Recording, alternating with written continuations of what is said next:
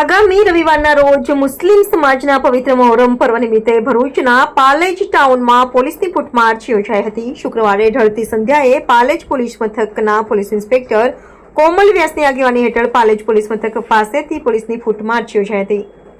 ફૂટમાર્ચમાં Palej police મથકના police sub inspector ASI સહિત police કર્મીઓ જોડાયા હતા।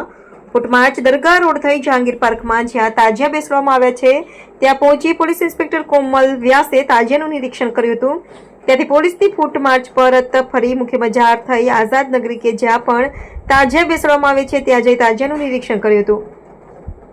આઝાદ નગરીમાંથી પોલીસની ફૂટમાર્ચ પરત પોલીસ મથક પહોંચેથી પોલીસની ફૂટમાર્ચના પગલે નગરજનોમાં કુતૂહલ સર્જાયું હતું। તું લઈ લે ને નજીક આવ્યા